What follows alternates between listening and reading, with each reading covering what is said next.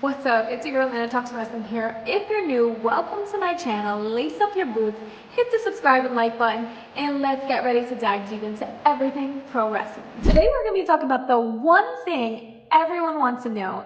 How is John Cena's farewell tour going to be booked in 2025? So upcoming, we have my wish list on how I would like to see his retirement go. Now let's start off with the Royal Rumble, since that's the next PLE, and John Cena already confirmed that he will be entering and hopefully winning the Rumble at Monday night's Raw debut on Netflix.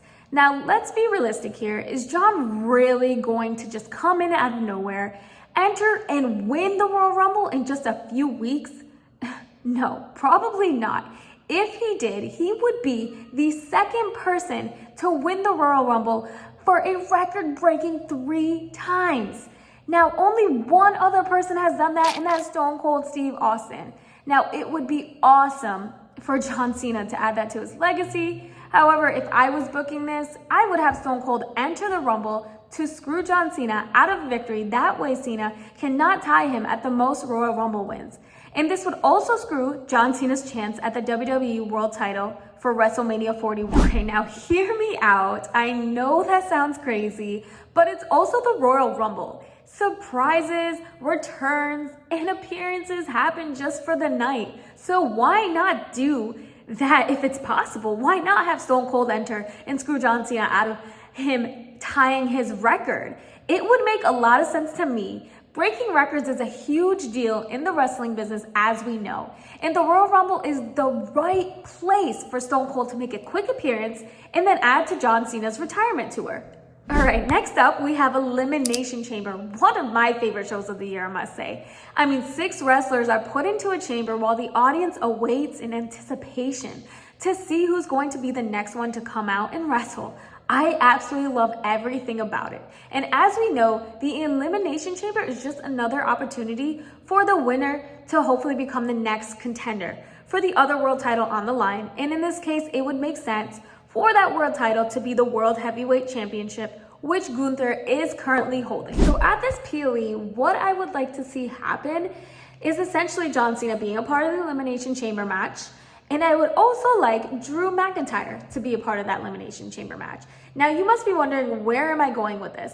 Well, this would make the most perfect opportunity to increase Drew's aura as a justified heel if Drew McIntyre screws John Cena out of a victory at the Elimination Chamber. This would also get fans even more behind the ultimate babyface, John Cena. That being said, this would lead up to John Cena versus Drew McIntyre for a match on one of the biggest stages of them all, WrestleMania 41.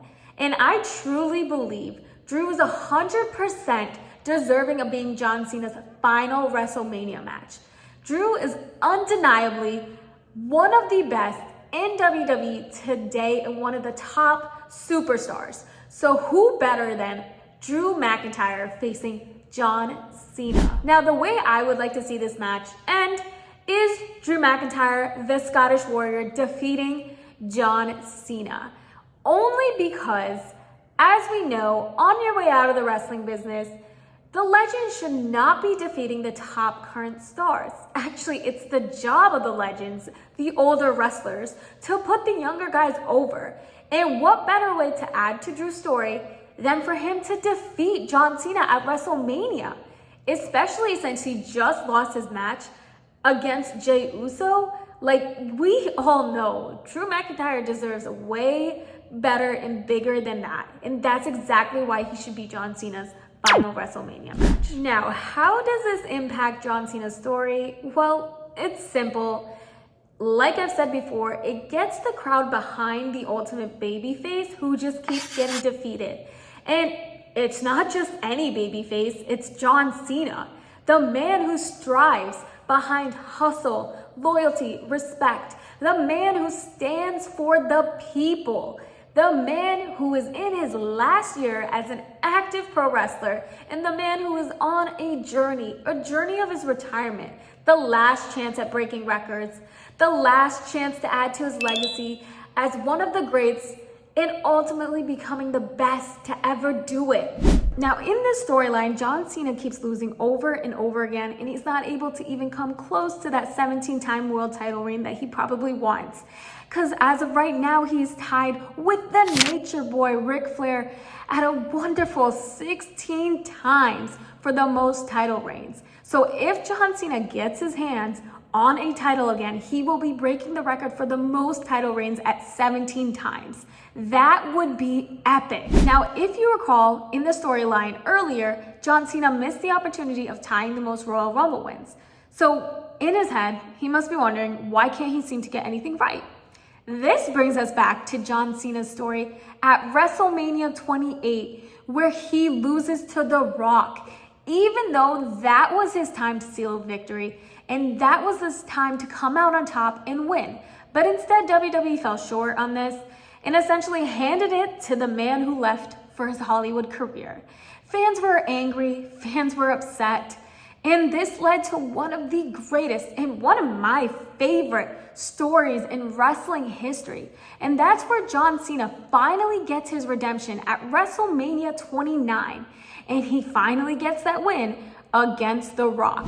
So if you guys recall, fans were rallying behind John Cena at this time. And it took a whole year to finally see John Cena beat The Rock. It took us from a WrestleMania to the next WrestleMania.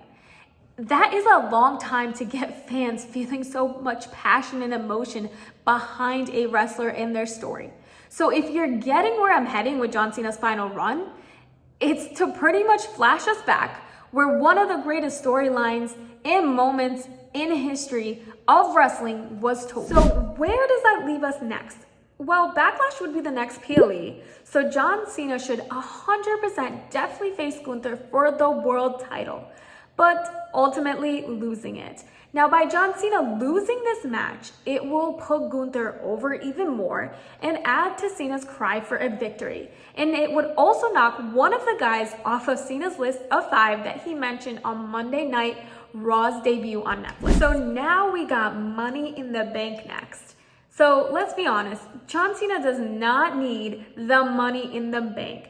There are plenty of people more deserving of that. People like LA Knight or Chad Gable.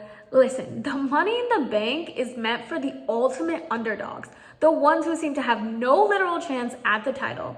It adds to the anticipation and it gets the audience to rally behind the winner. So that being said, John Cena does not deserve or need that win at Money in the Bank, even though it would make him the second person to win the Money in the Bank ladder match twice. The only other person that has done that is CM Punk. So if John Cena did happen to win the Money in the Bank, which I don't think he will, he would tie CM Punk for that record. So this is where it could get interesting. Now, I don't think CM Punk should win the Money in the Bank because I do believe he will be winning the 2025 Royal Rumble, making it his first ever Royal Rumble win. But that does not mean that he cannot be part of the match. So what I see happening is CM Punk keeps John Cena from winning and tying his record, ultimately setting up a feud between CM Punk and John Cena, something everybody would love to see because as we all know, the famous pipe bomb CM Punk dropped in 2011, who was the person in the ring watching one of the most historic moments in wrestling go down? That's right, John Cena himself. And let's not forget when CM Punk said, and I quote, "I don't hate you, John. In fact, I like you more than most of the guys in the back. But I hate this idea that you're the best, because you're not. I'm the best. I'm the best in the world." Knowing this history from the famous pipe bomb, there was clear tension between John Cena and CM Punk. And this match has to happen. It would be absolutely epic, and it is a must. Two legends going at it. And ultimately, we are going to have CM Punk beat John Cena. And you know what? Let's make this an episode of Raw. Flashing back to that episode of Raw they were on in 2011 when that pipe bomb was dropped. Not only will this be a fan favorite, but it also knocks off another guy on John Cena's list of 5 people that he mentioned on Monday Night Raw's debut on Netflix. So what's next from here? Well, folks, I'm gonna say it, and you might not like it, but it's my wish list and my dream of what John Cena's retirement tour should look like. And that's for John Cena to face the one and only, the man himself. John should go one-on-one with the great one, the final boss, The Rock. Now, hear me out on how this should actually go down.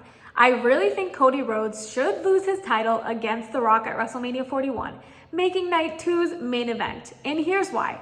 Let's forget everything we know about The Rock and his role in the company right now. Let's just think about the final boss's character.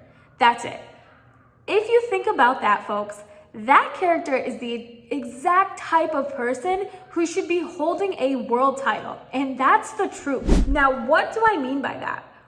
Let's be honest for a second. The Rock has done absolutely phenomenal with the final boss character. And that is one of the top characters we've seen within the past year. So there is no denying that the work Rock has done in that character is absolutely amazing. And not to mention, that storyline between the final boss and Cody Rhodes is far from over. Those two facing each other makes much more sense than The Rock facing Roman Reigns at WrestleMania 41 this year. And let's not forget when The Rock tried stealing the WrestleMania main event last year from Cody Rhodes. So The Rock going all corporate on Cody Rhodes this past Monday Night Raw makes sense if the storyline went this way for them to face at WrestleMania. So if The Rock is truly, really 20 steps ahead of us like he says he is, then what better way than to make it up to us from this past Monday night on how he went all corporate?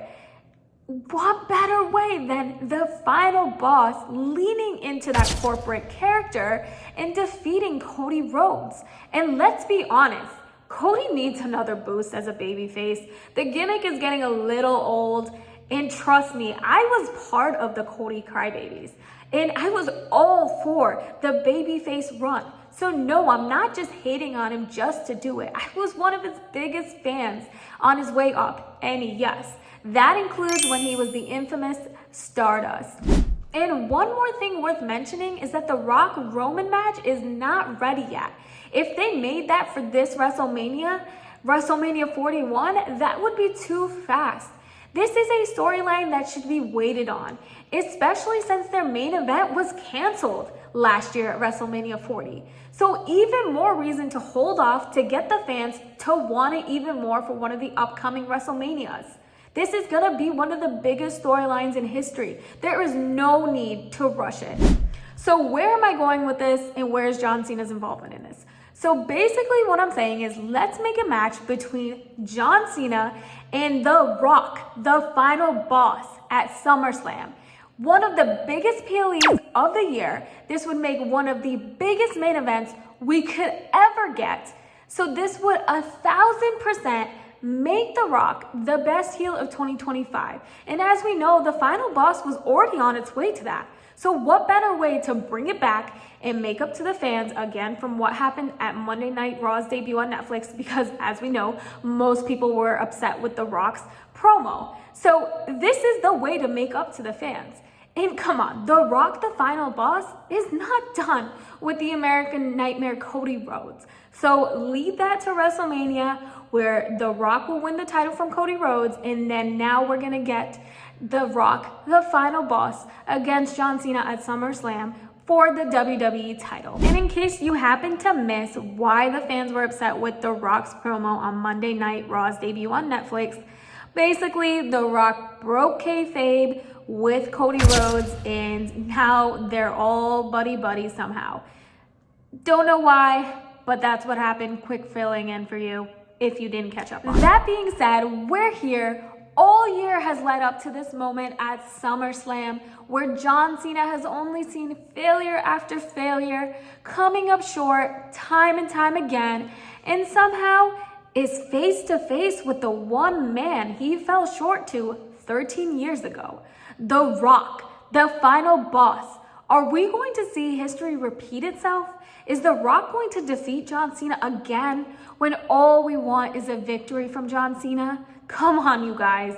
You know this would be everything and more for the fans.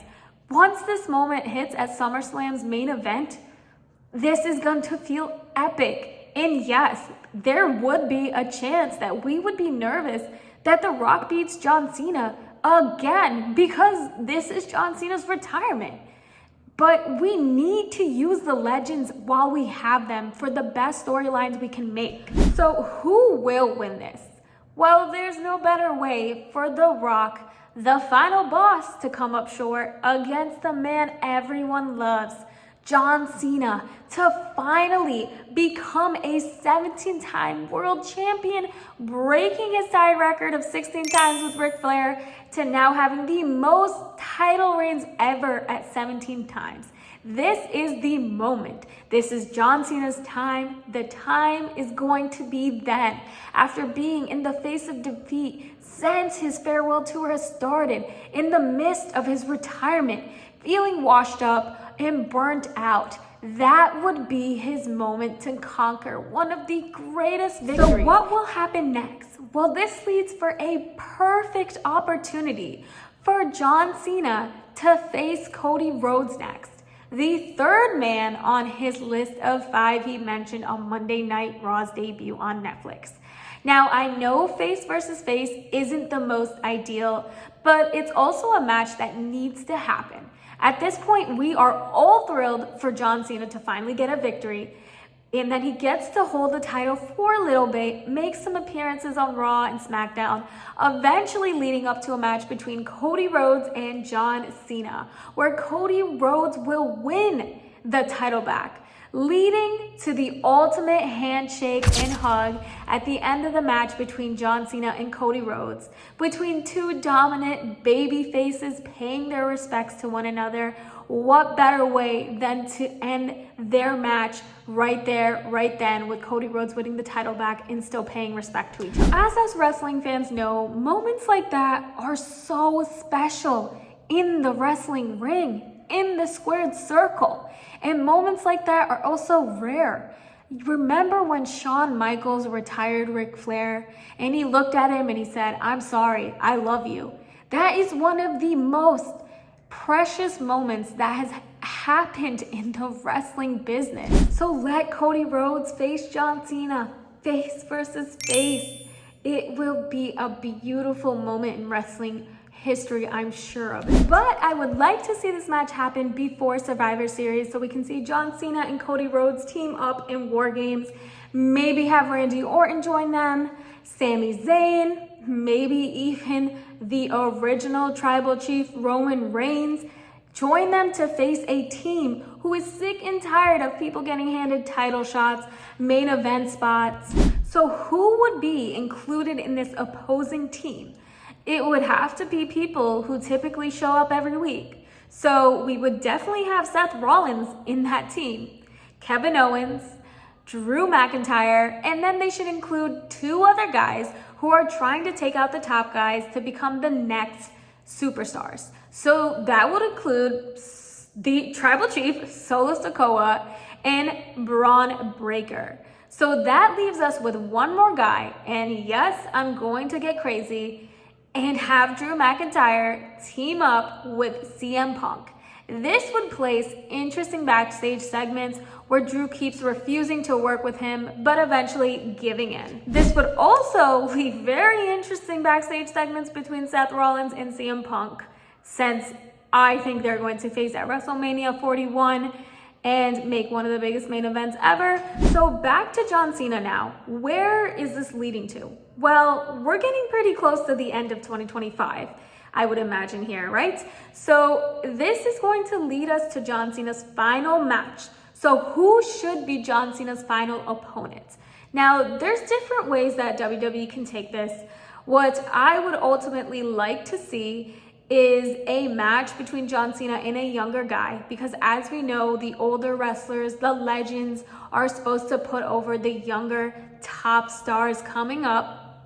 So the man that I think should be his final opponent is the son and nephew of two Hall of Famers. That's right, Rick and Scott Steiner. Now, why would I want John Cena to face Braun Breaker for his final match? Well, he's got the aura, he's got the it factor, he's a beast, and he's got what it takes to be a top star in WWE. He is literally a walking image of what a WWE superstar should be. And that is exactly why Braun Breaker should be John Cena's final match and final opponent. It makes all the sense in the world for John Cena to put over Braun Breaker to bring him to the next level and next stardom that he can get to. And I really believe John Cena wants nothing more than to pay it forward to this business that he loves so much. If there's one thing we know about John Cena is that he will give back to this wrestling business, and he will do his best that he can to help out the future stars of WWE. John Cena is a rare breed of wrestlers, and we know he's going to do the right thing on his way. That being said, I believe there's two other guys that are worth bringing up. One is Logan Paul, someone who was mentioned in Cena's list of 5 on Raw's debut on Netflix. I don't think Cena just brought up those names for no reason. I truly believe he is so calculated on the mic that he brought them up because he will be facing them. Logan Paul is a social media megastar. I really believe that WWE wants John Cena to put him over even more in the wrestling business. And then also for Logan Paul to get that on his social media, on his record that he got to face John Cena, the legend. And the other man I want to mention is Randy Orton. I would love to see these two face one more time. Hopefully they can make it on a PLE, maybe at one of the Saudi shows. Now, I know John Cena is confirmed for only 36 dates, as he said in the post-show at Raw's debut on Netflix. So making all these opponents happen might be tough, but it would definitely be worth it if it's possible. That leaves me with John Cena's farewell tour of 2025. It will be a sad day when we see John Cena finally retire, but everyone has an end to this journey of pro wrestling. And how lucky are we that we get to see the only ever retirement tour happen, making even more room for John Cena's legacy in the history books. If you enjoyed this video here today, please like and subscribe for more wrestling content with your girl Anna here.